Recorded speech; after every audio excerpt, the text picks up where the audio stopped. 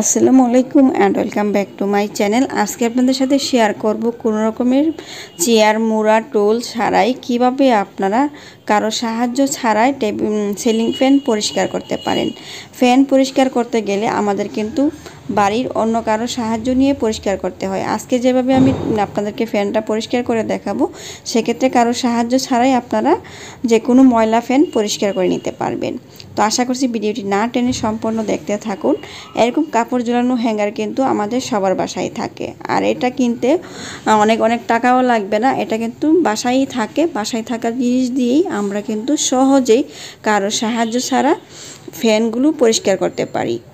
তো এখানে দেখতে পাচ্ছেন আমি পুরাতন গেঞ্জির কাপড় নিয়েছি। আপনারা পুরাতন যে কোনো কাপড় এখানে ব্যবহার করতে পারবেন। সেক্ষেত্রে কাপড়টাকে ঠিক এইভাবে ধরে হ্যাঙ্গারে ভালোভাবে পেঁচিয়ে নিতে হবে। একটু মোটা করে কাজটা করতে হবে। আমি ভিডিও শেষে বলে দিচ্ছি আমি এখানে একটা ভুল করেছি। সেটা হলো কাপড়টা আমি যেটা নিয়েছি সেটা আরেকটু মোটা করে নিলে ফ্যানটা আরও সহজে পরিষ্কার করা যেত। তবে আপনারা যখনই কাপড় নেবেন চেষ্টা করবেন যে এটা যেন যখন বটে নেবেন বা বলে নেবেন তখন যেন এটা অনেকটাই মোটা হয়, মানে কাপড়টা যেন অনেকটাই মোটাভাবে এটা বলে নিতে পারেন, সেটাই কিন্তু করতে হবে।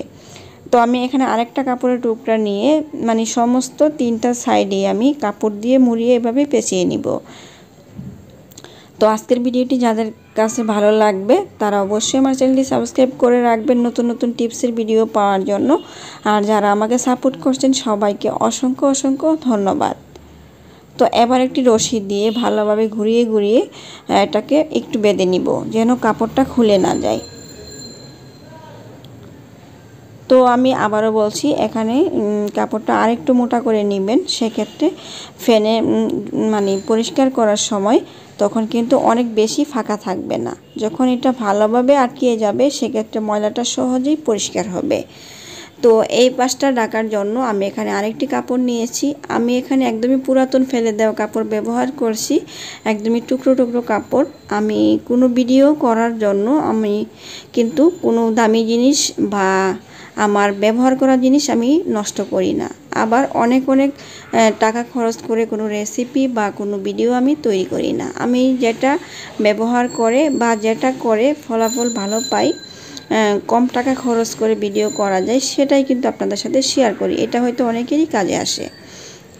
তো দেখতে পাচ্ছেন এখানে ভালোভাবে মুড়িয়ে পেঁচিয়ে নিয়েছি। আর এরকম পর্দার রড অথবা যে কোনো আপনারা প্লাস্টিকের লাঠি বা যে কোনো কিছু ঘরে থাকে ঠিক এইভাবে লাঠিতে এইভাবে পেঁচিয়ে নেবেন। তারপরে ভালোভাবে এই পাশটাকে ধরে রশি দিয়ে আটকিয়ে বেঁধে নিতে হবে যেন এটা খুলে না যায় বা নাড়াচাড়া না করে।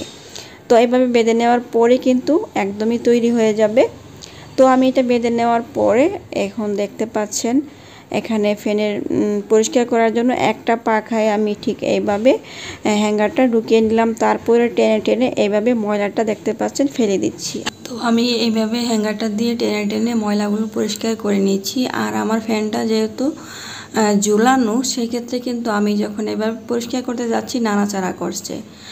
আর ক্যামেরাটা ধরেছিল আমার বাচ্চা, সেই জন্য ক্যামেরাটা একটু নাড়াচাড়া হচ্ছে। তবে আপনারা যখন পরিষ্কার করবেন এই সমস্যাটা হবে না। অনেকের ফ্যানই কিন্তু এরকম ঝুলানো থাকে না। আমার ফ্যানটা যেহেতু অনেক উঁচাতে, সেক্ষেত্রে কিন্তু একটু ঝুলিয়ে রাখা হয়েছে। তো সেই জন্যই যেহেতু অনেক উঁচা থেকে আমি পরিষ্কার করছি উপরে, তো সেই জন্য কিন্তু একটু নাড়াচাড়া করছে। তো আপনারা এটা করে দেখতে পারেন, একাই ফ্যান পরিষ্কার করে নিতে পারবেন কারো সাহায্য ছাড়া। তো এইভাবে ঘুরিয়ে আমি তিনটা পাকায় পরিষ্কার করে নিব, মানে উপর থেকে যে স্টাম্প অনেক বেশি ময়লা পড়েছে এগুলো পরিষ্কার করে নিব। তারপরে আমি এখানে অন্যভাবে পরিষ্কার করব। তো দেখুন কতগুলো ময়লা পড়েছে।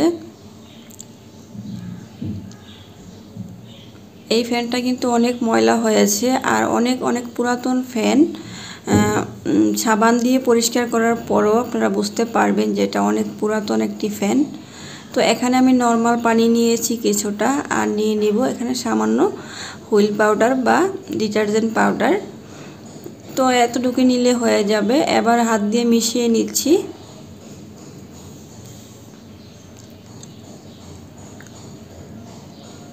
এবার যে হ্যাঙ্গারটায় কাপড় পেঁচিয়েছিলাম এই হ্যাঙ্গারটা ভিজাতে যেয়ে দেখলাম এখানে যে বলটায় আমি পানি নিয়েছি ছোটো হয়ে গিয়েছে, সমস্যা নেই, এটা আমি একটু হাত দিয়ে দিয়ে ভিজিয়ে দিচ্ছি।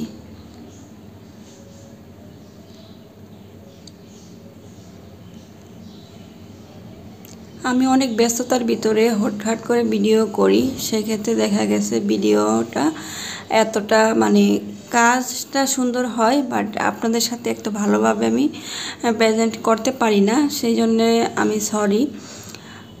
তো দেখতে পাচ্ছেন আমি এবার এটাকে ভিজিয়ে নেওয়ার পর এবার একটা একটা করে পাখার ভিতরে ঢুকিয়ে ঠিক এভাবে পরিষ্কার করে নিচ্ছি। আসলে এটা ঝুলন্ত ফ্যান দেখে আমি শান্তি পাচ্ছি না পরিষ্কার করে, তবে আর ভিডিও করার স্বার্থেও কিন্তু আমি একটু দেখাচ্ছি, সেই জন্য, না হলে এটা কিন্তু খুব অল্প সময়ে আমি পরিষ্কার করে নিতাম ঠিক একইভাবে। এবার দেখতে পাচ্ছেন ভিজা হ্যাঙ্গারটা লাগানোর পর আস্তে আস্তে কিন্তু যে বসানো ময়লাটা এটা উঠে আসছে। তো ফ্যানটা অনেক লাড়াচাড়া করছে, সেই জন্য আমি দেখাতে পাচ্ছি না। তো এইভাবে আমি ঘুরিয়ে ঘুরিয়ে পরিষ্কার করে দিয়েছি, দেখতে পাচ্ছেন ফ্যানটা অনেক পরিষ্কার হয়ে গিয়েছে। আর যেহেতু অনেক উঁচায় আছে, এটাকে আমার আর পরিষ্কার করার প্রয়োজন নেই। আর সাইডের যে পাখার সাইডটা দেখতে পাচ্ছেন, এটা এমনিতেই পুরানো দাগ, এটা যতই আমি চেষ্টা করি উঠবে না। তবে আমার যে ময়লাটা পরিষ্কার করার দরকার ছিল, অনেক বেশি পরিমাণ ময়লা, সেটা কিন্তু পরিষ্কার হয়েছে। তো আজকের মতো বিদায় নিচ্ছি, আবার এরকম দরকারি ভিডিও নিয়ে হাজির হয়ে যাব।